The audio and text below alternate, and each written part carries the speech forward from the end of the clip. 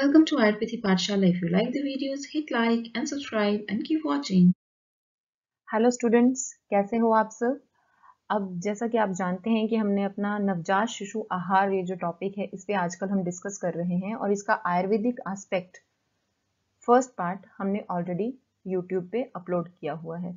आज उसी पार्ट 1 का हम मॉडर्न एस्पेक्ट डिस्कस करेंगे और इसके अंडर हम डिस्कस करने वाले हैं anatomy of breast, physiology of lactation and composition and benefits of breast milk. तो उससे पहले मैं आप सबको बता दूं कि अगर आपको ये वीडियोस अच्छी लग रही हैं then please do subscribe this channel and like this videos so that मैं आपके लिए और ज़्यादा वीडियोस बना सकूं और आपको सिलेबस पॉइंट ऑफ व्यू से और ज़्यादा हेल्प हो सके।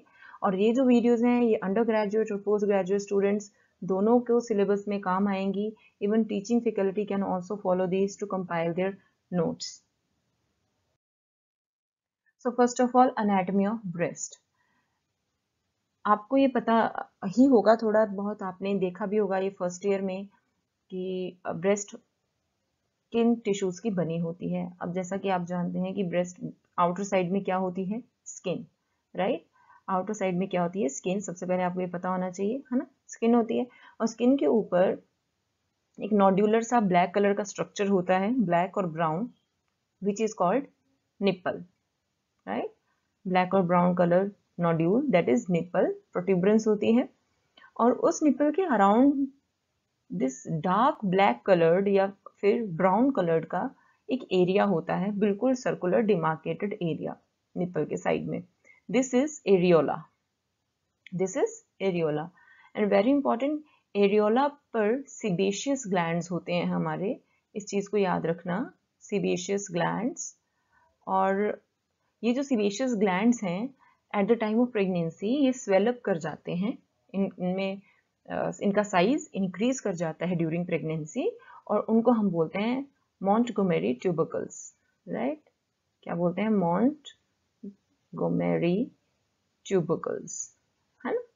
तो उन्हीं सेबेशियस ग्लैंड्स को बोलते हैं। ये लिपिड सेक्रेट करते हैं जिससे कि जो निपल है वो मॉइस्ट रहता है, ब्रेस्ट मॉइस्ट रहती है, to prevent the nipple from cracking, right. तो ये बाहर से स्ट्रक्चर्स होते हैं। अगर हम थोड़ा इसका सेक्शन लें तो सेक्शन में जो ब्रेस्ट है वो उसका बेस क्या होता है, दिस पेक्टोरलिस मेजर मसल। हमारी जो चेस्ट है वहां रिब्स के ऊपर कौन सी मसल आती है, पेक्टोरलिस मेजर। और उस पेक्टोरलिस मेजर मसल के ऊपर ब्रेस्ट प्रेजेंट होती है। और ये जो ब्रेस्ट है मेल्स में रूडिमेंट्री होती है और जो फीमेल्स हैं उनमें ये प्रॉपरली डेवलप्ड ऑर्गन है, ठीक है। और जो ब्रेस्ट है ये most of this breast is made up of adipose tissue, adipose tissue से बनी होती है, फैट ही होता है मेनली ये सारा। और यही फैट जो है इंक्रीज करता है ड्यूरिंग प्रेगनेंसी, जिसकी वजह से size of the breast increase कर जाता है। सेकेंड थिंग, एक और चीज इंक्रीज करती है, दैट इज ग्लैंडुलर टिश्यू। अब ये ग्लैंडुलर टिश्यू क्या होता है, इस ब्रेस्ट के अंदर ग्लैंडुलर टिश्यू है जहाँ पे फॉर्मेशन ऑफ मिल्क होती है, ठीक है। ये ब्लू कलर का जो मार्किंग्स हैं this is all glandular tissue.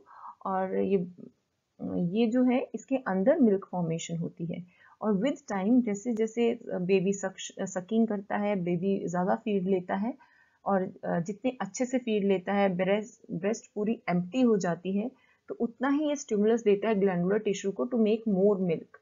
तो ग्लैंडुलर टिश्यू जो है ये और ज़्यादा इंक्रीज करता है। तो इस तरह मोर एडिपोज टिश्यू और more glandular tissue after pregnancy it results in increase in the size of breast. अब क्योंकि देखो ब्रेस्ट का साइज इंक्रीज कर रहा है then it can sag down, right. Breast जो है वो कई बार उसका जो टिश्यू है वो लूज हो जाता है। तो उस चीज को प्रिवेंट करने के लिए nature has created one more thing, that is this green coloured markings से मैंने शो किया है, this is suspensory ligament. Complete name is suspensory ligament of Cooper, या फिर हम इसको कूपर्स लिगामेंट भी बोलते हैं। ये जो लिगामेंट्स हैं ये मसल और स्किन के साथ अटैच रहती हैं, राइट। और ये क्या करती हैं, ये टाइटली ब्रेस्ट को पकड़े रखती हैं ताकि जो ब्रेस्ट है वो लूज ना हो, क्योंकि उसका वेट इंक्रीज कर जाता है, साइज इंक्रीज कर जाता है। तो उसको लूज होने से बचाने के लिए ये सस्पेंसरी लिगामेंट्स काम करती हैं। विद टाइम ये भी लूज हो सकती हैं, but these prevent the breast from sagging, right. तो सस्पेंसरी लिगामेंट ऑफ कूपर। और ये जो हमारा ग्लैंडुलर टिश्यू है ब्लू कलर का जो मैंने मार्क किया है, ये आगे जाके छोटे छोटे ट्यूब्यूल्स से कहाँ जाके ज्वाइन होता है, at the level of areola, वहां पे ज्वाइन होता है। और ये जो ट्यूब्यूल्स हैं ब्लू कलर के ट्यूब्यूल्स हैं, इनको हम बोलते हैं लेक्टिफेरस डक्ट्स। जो मिल्क है ग्लैंडुलर टिश्यू में बनता है, यहाँ पे फॉर्म होगा, राइट, और फिर इन डक्ट्स के थ्रू यहाँ तक आ जाता है और फिर निपल से एक्सक्रीट आउट हो जाता है। ठीक, अब इसको एक ग्लैंडुलर टिश्यू को हम यहाँ पे डिस्कस करते हैं। क्या होता है इसके अंदर? जैसे ग्लैंडुलर टिश्यू है, उसके साथ में क्या होते हैं, मायोएपिथेलियल सेल्स। अब ये जो मायोएपिथेलियल सेल्स हैं, इनकी एबिलिटी होती है टू कंट्रैक्ट, राइट। जैसे ही बेबी सक करता है या जैसे ही मदर को ट्रिगर जाता है टू सेक्रीट मिल्क, तो ये एकदम से कॉन्ट्रैक्ट कर जाते हैं, चाहे वो इमोशनल हो, चाहे बेबी क्राई करे या बेबी सक करे। इन तीनों मैटर से क्या करता है, जो मायोएपिथेलियल सेल्स हैं ये कॉन्ट्रैक्ट करते हैं, है ना। अब जैसे ही ये कॉन्ट्रैक्ट करेंगे तो इसके अंदर ये जो एल्वियोलाइज हैं, जहाँ पे एक्चुअली मिल्क बनता है, ये इनको क्या करते हैं, प्रेस करते हैं। ऑब्वियसली कॉन्ट्रैक्ट करेंगे तो इन पे प्रेशर आएगा, राइट, तो ये इनको प्रेस करता है। और जैसे ही ये प्रेशराइज होते हैं, यहाँ से जो मिल्क है वो एक्सक्रीट आउट होकर डक्ट्यूल्स से कहाँ पे आ जाता है, लेक्टिफेरस डक्ट में। और लेक्टिफेरस डक्ट से, this is lactiferous duct, right, lactiferous duct से ये ट्रैवल करता हुआ कहाँ पे एक्यूमुलेट होता है, in the lactiferous sinuses. Lactiferous sinus होता है हर लेक्टिफेरस डक्ट का, वहां पे जाके ये रुक जाता है।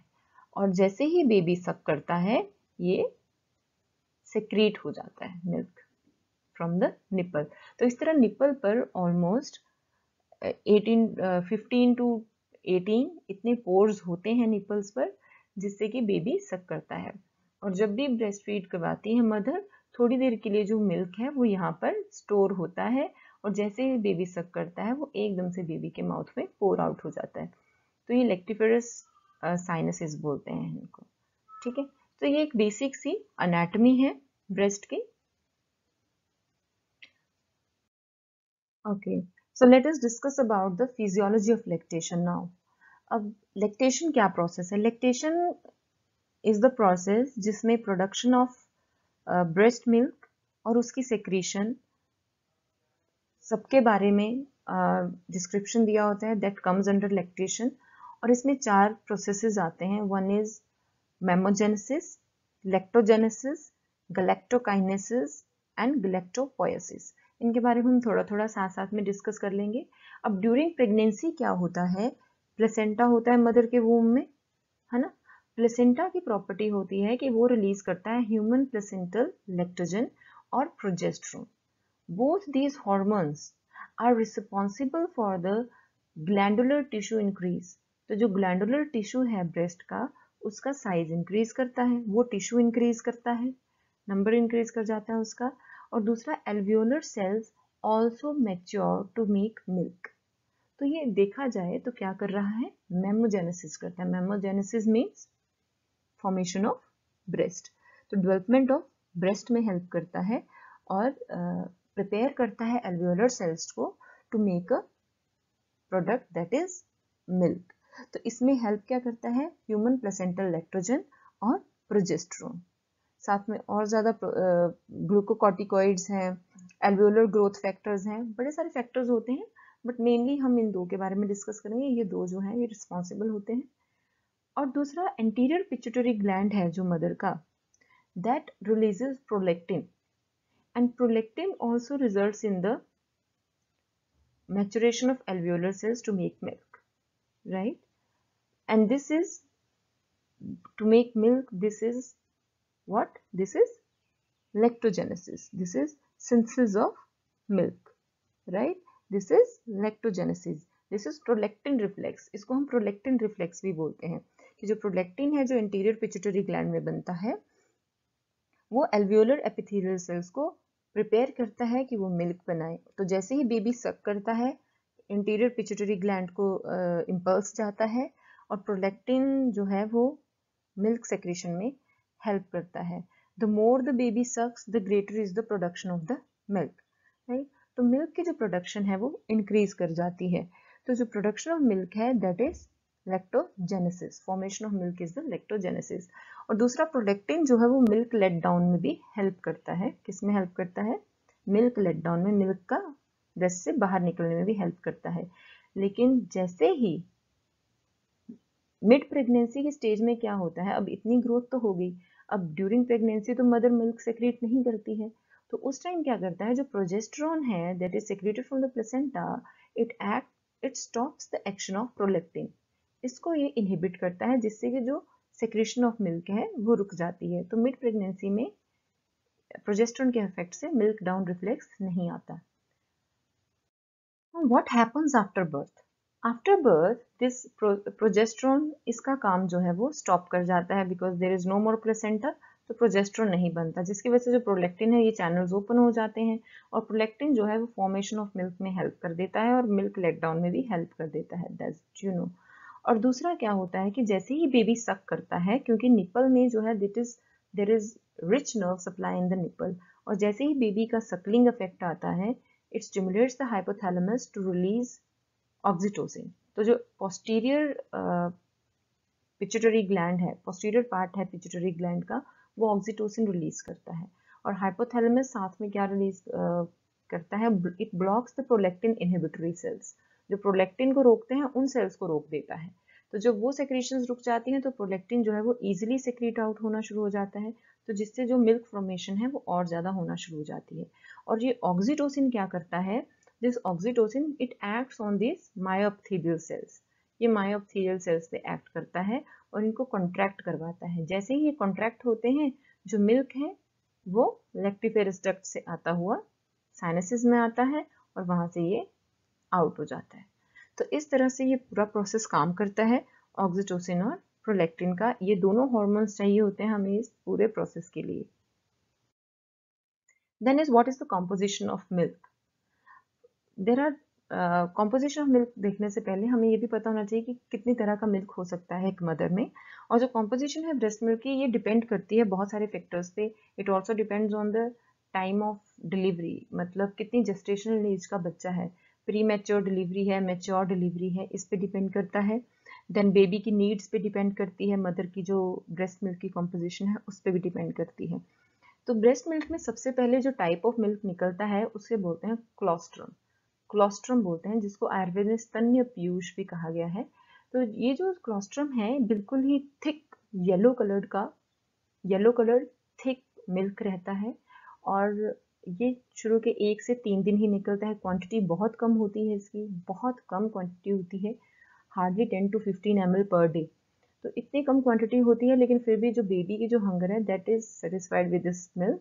और ये बहुत ही इसेंशियल कंपोनेंट है मिल्क का, क्लोस्ट्रम। ये देना बहुत ज़रूरी है because it has more antibodies than normal breast milk, okay. और इसमें एंटीबॉडीज इतनी ज़्यादा हैं तो जिसके, और WBCs भी बहुत ज़्यादा होते हैं, जिसकी वजह से ये बच्चे को प्रिवेंट करता है फ्रॉम एलर्जीज और any kind of other infections. तो वो ज़रूरी है। दूसरे, इसमें फैट सॉल्युबल वाइटामिन और मिनरल्स काफ़ी होते हैं जो कि बच्चे की नीड को पूरी कर सकें। और इसमें फैट और कार्बोहाइड्रेट्स ये लेस होता है, लेकिन ये जो मिल्क है दिस इज़ वेरी इंपॉर्टेंट और ये ज़रूर देना चाहिए बच्चे को, ठीक है। फैट सॉल्युबल वाइटामिन कौन से? A, D, E and K, ये चारों होते हैं इसमें।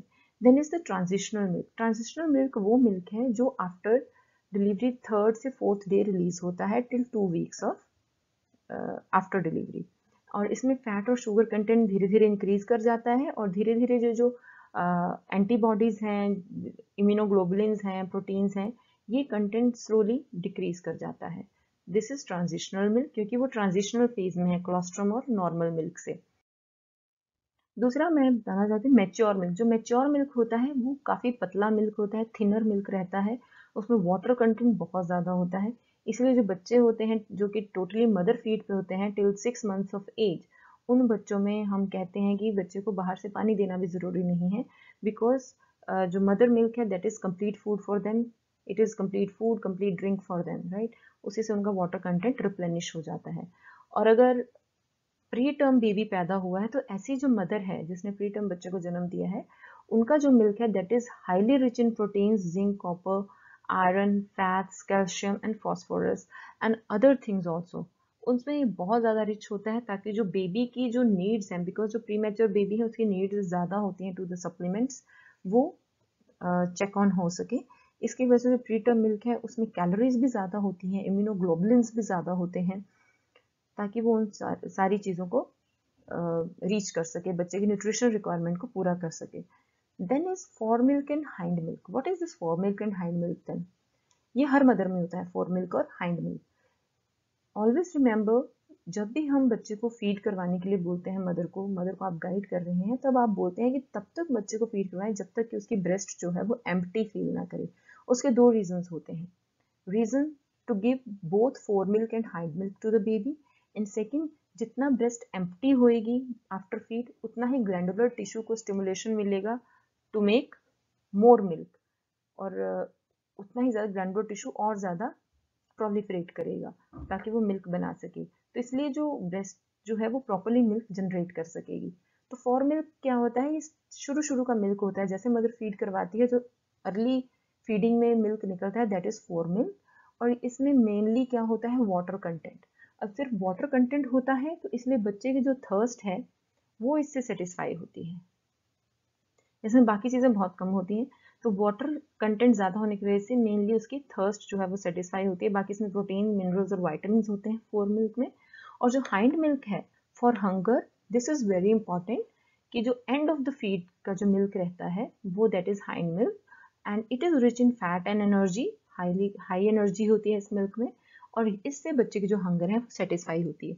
तो इन केसेस जहाँ पे मदर्स बच्चे को सिर्फ फॉर मिल्क पिला देती हैं, वो बच्चे जस्ट यूरिन पास करते हैं और उसके साथ ही उनको फिर से हंगर लग जाती है, क्योंकि यूरिन में वाटर कंटेंट निकल जाता है। तो it is better to advice a mother to empty breast while every feed. Okay, so always recommend this. ऐसा नहीं है कि 5 मिनट पिलाया और फीड छोड़ दी। Always tell her to feed properly till 10 to 15 minutes, जिससे कि हाइंड मिल्क भी बच्चा पिए और उसको प्रॉपर एनर्जी जाए और प्रॉपर न्यूट्रिशनल सप्लीमेंट्स जाए उसको। Now, what is the composition of breast milk? Always remember that breast milk is a complete food for a baby till 6 months of age.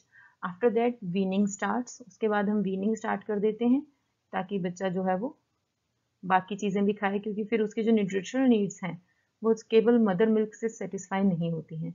और नॉर्मली एक ब्रेस्ट मिल्क में lactoglobulin, lactalbumin proteins होती हैं। These proteins are easy to digest proteins, और easily digestible proteins हैं। Then gangliosides हैं। Gangliosides जो हैं वो न्यूरल डेवलपमेंट्स में हेल्प करते हैं। लाइपेज एंजाइम है, it helps in the digestion. Vitamins, minerals, these also help in many ways to complete the total nourishment of the baby. Probiotics, आजकल तो जो फोर्टिफाइड मिल्क हैं वो भी प्रोबायोटिक्स के साथ आ रहे हैं, तो एज अ प्रोबायोटिक्स भी काम करता है ब्रेस्ट मिल्क, क्योंकि ये एंटेरोहेपेटिक सर्कुलेशन को रिड्यूस कर देता है। देन एंटीबॉडीज हैं जो कि बच्चे को आगे जाके एलर्जीज से फाइट करने में या अदर इन्फेक्शन से फाइट करने में हेल्प करती हैं। हॉर्मोन्स हैं, ग्रोथ हॉर्मोन्स होते हैं जो कि बच्चे की ग्रोथ में हेल्प करते हैं, राइट। तो ग्रोथ फैक्टर्स हैं। इंटेस्टाइनल सेल्स को मैच्योर करने में हेल्प करते हैं। एपिडर्मल ग्रोथ फैक्टर होता है जो कि इंटेस्टाइनल सेल्स को बनाता है, इजीली बनाता है। Then long chain poly unsaturated fatty acids, and these long chain poly unsaturated fatty acids ये भी बच्चे के आगे ग्रोथ में हेल्प करते हैं, है ना। तो देखा जाए in whole and soul it's a complete package of food, right, क्योंकि ये हमारी फैटी एसिड्स से हमारे नर्वस सिस्टम को हेल्प कर रहा है, राइट। कार्बोहाइड्रेट्स जो हैं वो नर्वस सिस्टम एज अ ग्लैक्टोसेरेब्रोसाइड्स हैं जो कि हेल्प करते हैं बनने में। तो एक तरह से हर तरह का फूड हमें मिल रहा है ताकि बच्चे की प्रॉपरली ग्रोथ और डेवलपमेंट हो सके। सो 1 drop of breast milk contains plenty of things for proper growth and development of a baby. So what are the benefits of breast milk for the baby? First, very important is nutrition, right? और जो breast milk है उसमें सारे nutrients हैं, from vitamins to minerals to energy, fats, carbohydrates, everything is there. So it is very important for the proper growth and development of a baby. एक proportional growth के लिए बहुत इंपॉर्टेंट है। और ये जो हैं मदर मिल्क के जो इंग्रेडिएंट्स हैं ये इजीली डाइजेस्टेबल होते हैं बच्चे को और इजीली एब्जॉर्ब भी होते हैं। तो एक प्रॉपर न्यूट्रिशन होती है, प्रॉपर वेट गेन होता है बच्चे का। Then is growth and development, उसमें हेल्प करती है, बिकॉज ऑफ दिस न्यूट्रिशन उसकी ग्रोथ एंड डेवलपमेंट भी अच्छी होती है। Then growth of lactobacilli in the intestine. अब जैसे जो कार्बोहाइड्रेट्स हैं, लैक्टोज होता है इसमें, लैक्टोज जो है ये एब्जॉर्प्शन ऑफ कैल्शियम में हेल्प करता है, और लैक्टोबैसिलाई की जो ग्रोथ है इंटेस्टाइन में उसको बढ़ाता है। अब इसकी ग्रोथ को बढ़ाएगा तो इंटेस्टाइन भी प्रॉपरली काम करेगी, है ना, और बिलिरुबिन लोड को भी रिड्यूस करेगी। Helps in neuro transmission and neuro modulation, right. ये जो पॉली अनसैचुरेटेड फैटी एसिड्स हैं जो कि इसमें प्रेजेंट रहते हैं, ये हेल्प करते हैं in the myelination of the nervous tissue, है ना, उसकी जो माइलिन शीथ होती है उसको बनाने में हेल्प करते हैं।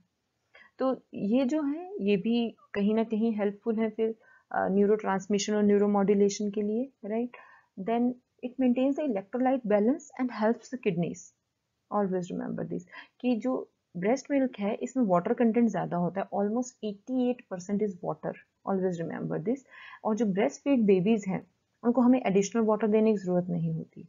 अब क्योंकि इतना थिन मिल्क होता है तो सोल्यूट लोड जो है वो किडनी को बहुत कम जाता है और किडनीज ईजिली उसको मैनेज कर सकती हैं, तो सोल्यूट लोड नहीं जाता। तो it helps the kidneys also. It protects the baby from infections. Immunoglobulins होते हैं, वाइटामिन्स होते हैं, मैक्रोफेजेस, डब्ल्यूबीसीज होते हैं मदर मिल्क में, लाइसोजाइम्स हैं, इंटरफेरॉन्स होते हैं। ये सारे बेबी को प्रोटेक्ट करते हैं from all kinds of infections, like respiratory diseases से प्रिवेंट करते हैं, डायरिया से प्रिवेंट करते हैं, तो ये सारी डिजीजेस प्रिवेंट करते हैं। Then it also reduces the risk of allergies, right.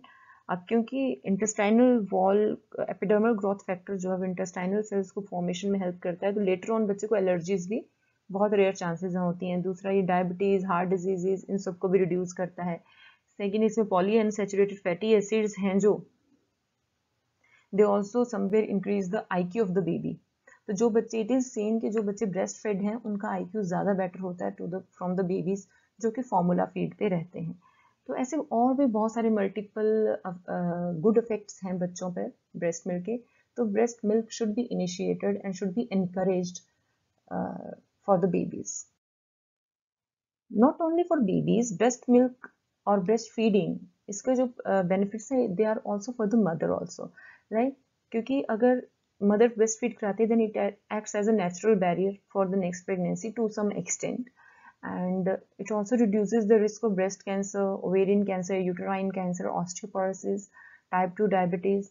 दूसरा feed कराते हैं because of all this hormonal shunt, uterine involution takes place properly and on time, and it also reduces the risk of uterine bleeding, which we also call postpartum hemorrhage. And it also helps in losing extra calories which mother has put on during that time, तो ये weight lose करने में भी help करता है. So breastfeeding should be encouraged, and our government is also trying to encourage breastfeeding to the babies and avoid any kind of formula feed or other adulterations to the baby feeds. That should be avoided. I hope you all must be liking my videos, and if these are informative to you, these are helpful for you in any context, then do like these videos, do subscribe this channel and keep watching. Till then, take care.